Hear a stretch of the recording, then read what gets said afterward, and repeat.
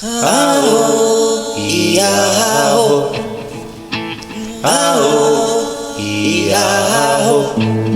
Bienvenidas, bienvenidos a nuestro canal Aportes Afro-Costarricenses y Diaspóricas. Esta noche tenemos el gusto de escuchar a tres colegas, Sigrid Solano, Dania Gamboa y Verónica González, en nuestra sección de investigación donde nos van a compartir algunos resultados de su investigación, hostigamiento sexual hacia las mujeres afro-costarricenses. Así que compañeras, si quisieran presentarse antes de empezar la presentación. Verónica. Sí, bueno, buenas noches. Encantada de acompañarlas en este espacio. Muchísimas gracias por la invitación. Mi nombre es Verónica González, como ya decía, yo soy psicóloga de profesión y egresada de la maestría Perspectiva de Género en los Derechos Humanos de la Universidad Nacional. Dania. Hola, nuevamente muchas gracias por la invitación a este espacio. Mi nombre es Dania Gamboa, soy periodista con formación en perspectiva de género en los derechos humanos. Sigrid. Buenas noches, gracias por la invitación. Yo soy filóloga de formación y soy docente en la Universidad Nacional, en la Universidad de Costa Rica, y también tengo formación con perspectiva de género. Muchas gracias, colegas. Así que el espacio es de ustedes. Gracias. Como la profesora Carmen anunció, nuestra investigación se llama El hostigamiento sexual hacia mujeres afrocostarricenses como manifestación racista y misógina en espacios laborales. Esta investigación surgió, además de nuestro interés por el tema, porque en nuestra maestría de género recibimos un curso de etnicidad y racismo,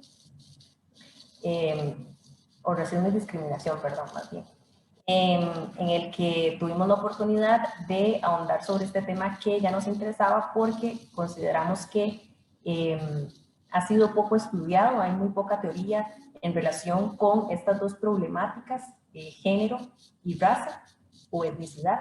Entonces decidimos estudiarlo. Además, estamos de acuerdo con una de las frases que dice Montserrat Sagot sobre la violencia y la discriminación como un componente estructural del sistema de opresión de género. Entonces, al analizar esto, consideramos que es indispensable asociarlo igual con la problemática que se ve desde la raza y visibilizarla a través de la voz de las mujeres afro-costarricenses que lo sufren. Entonces, nuestra investigación tiene que ver con esto. Y para ello, además, tenemos que ver la transversalización del género. Es decir, contar con todos estos ejes que conforman a una mujer, ¿verdad? Y estudiar esta problemática del hostigamiento a través de la raza.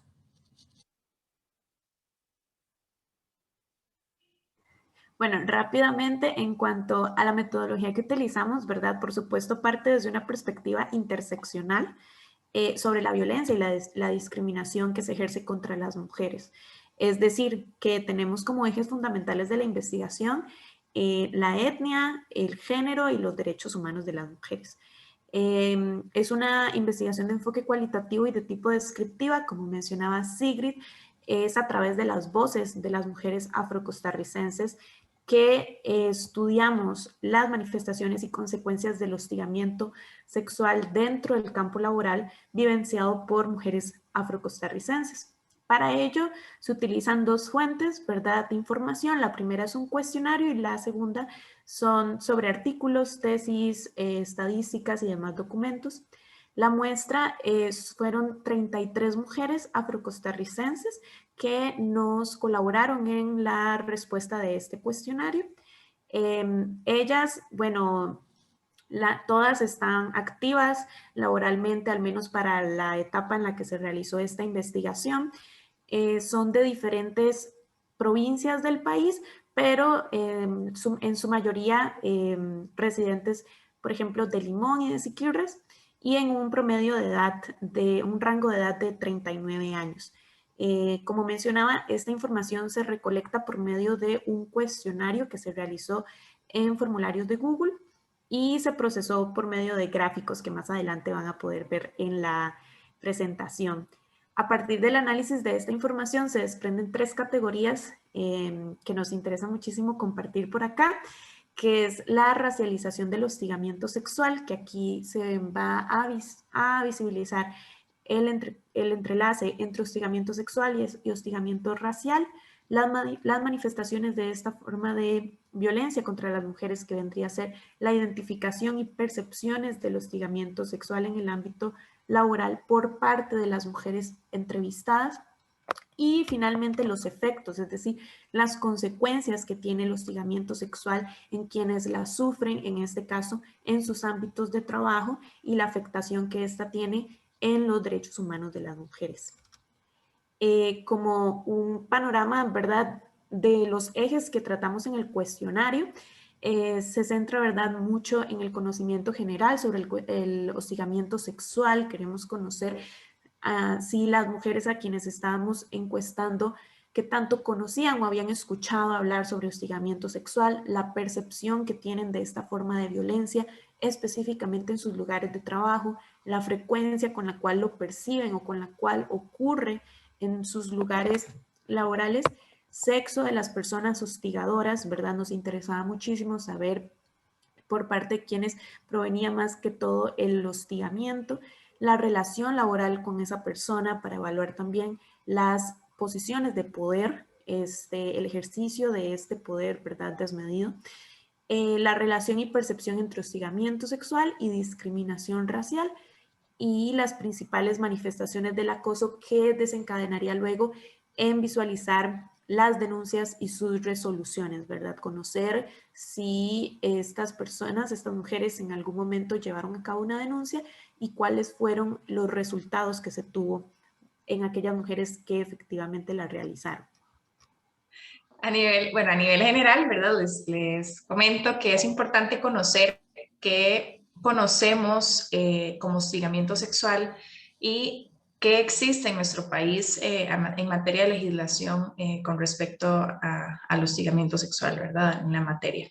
Entonces, bueno, es a nivel de legislación, en 1995 es cuando se aprueba la ley contra el hostigamiento sexual en el empleo y la docencia, y nos hace nos permite tener un marco para poder definir el hostigamiento sexual y poder crear normativas organizacionales, institucionales, que puedan sancionar este tipo de conductas.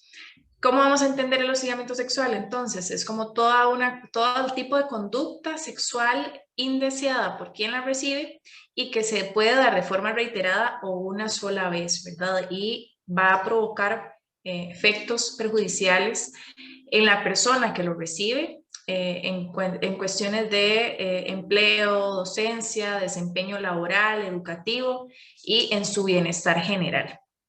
El hostigamiento sexual tiene diversas manifestaciones, pero estadísticamente se ha identificado que los piropos o las expresiones, ¿verdad?, lo que llamamos piropos, que en realidad son frases no deseadas y frases que van en contra de la dignidad de la otra persona y van hacia el cuerpo de la otra persona, es como de las expresiones más comunes, ¿verdad?, dentro de las manifestaciones de hostigamiento, así como las miradas insinuantes, y podemos hablar de 2 maneras en que el hostigamiento opera, ¿verdad? Y va a ser porque existe un chantaje hacia la otra persona, ¿verdad?, donde lo que se busca es que acceda a condiciones sexuales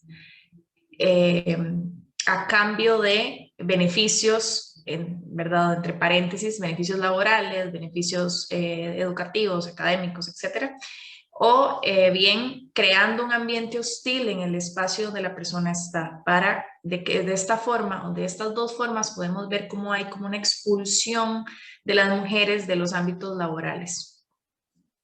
¿Y qué consecuencias podemos identificar? Van a haber consecuencias a lo largo de todas las figuras dentro de un espacio laboral, ¿verdad? Para la persona directamente acosada, va a haber consecuencias físicas, psicológicas, económicas y sociales. Para las personas empleadoras o las jefaturas, estas se podrían ver también afectadas, ¿verdad? Porque hay, se generan conflictos a nivel interno entre las personas que laboran en el espacio, se generan gastos por indemnizaciones y además se disminuye la productividad del trabajo. A nivel social van a haber también costes e implicaciones importantes, como incremento de la violencia y como esta expulsión o segregación laboral que hablaba anteriormente, como las mujeres poco a poco con estas formas de violencia también van siendo expulsadas del sector laboral que ha sido designado históricamente a los hombres, ¿verdad? Un espacio público donde predomina los hombres.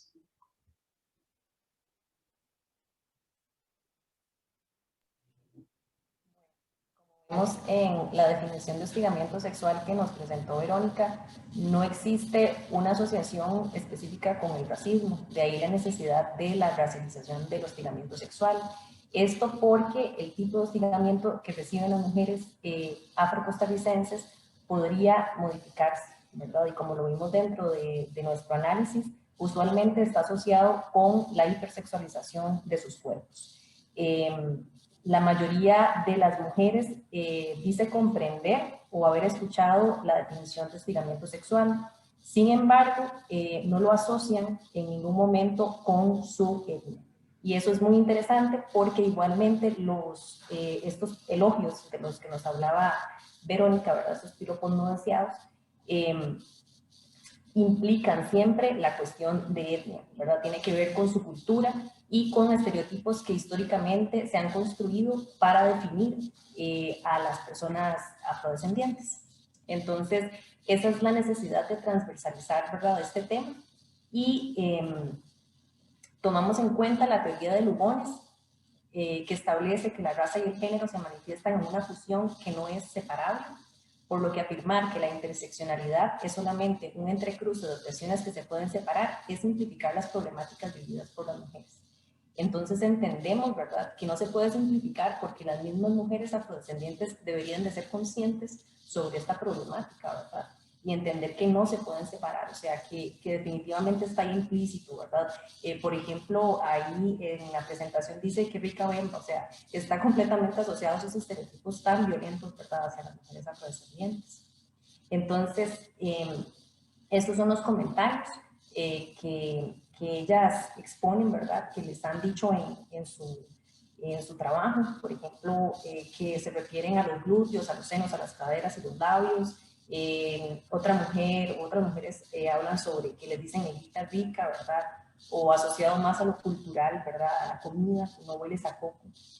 Y también, bueno, esta hipersexualidad, ¿verdad?, siempre son calientes, siempre están listas para las relaciones sexuales.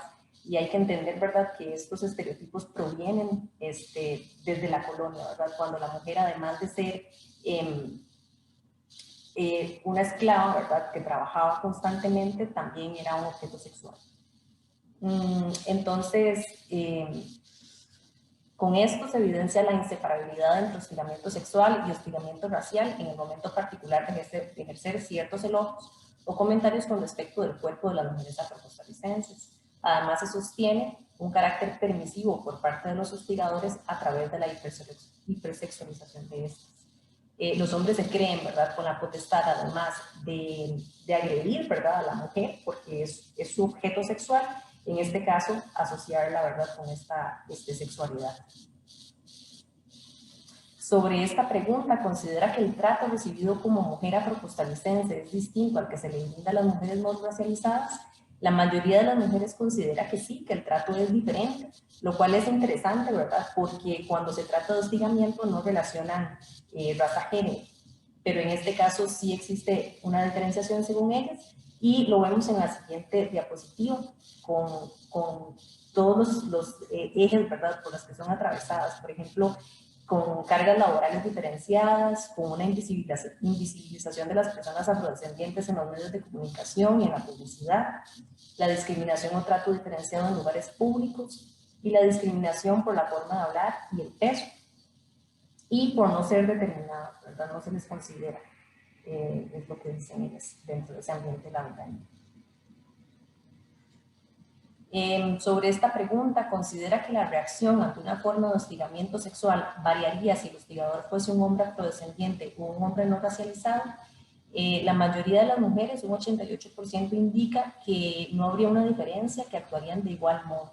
Esto se contrapone con unos estudios que habíamos nosotras analizado, que indicaban que posiblemente las mujeres no se atreverían a acusar a un hombre de su misma etnia porque se consideraría que los están en contra de su etnia, pues. Las actividades son necesarias de analizar. Dice, los hombres afrodescendientes tienen diferente manera de tratar y creo que se considera menos ofensivo el hecho de ser del mismo color de piel. Esto se debe a que los hombres no racializados tienden a ser más ofensivos en el momento de hostigar y caen más grotescos. Y esto no solo se remonta al hostigamiento como tal, sino que va más allá de la discriminación que se sigue sufriendo por parte de los demás.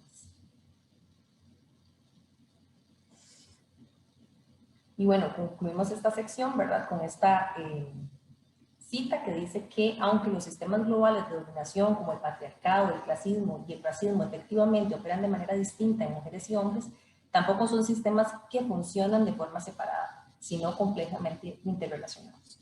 Y esto es lo que consideramos, o sea que definitivamente se necesita educación sobre esta temática. Aho, iaho. Aho, iaho.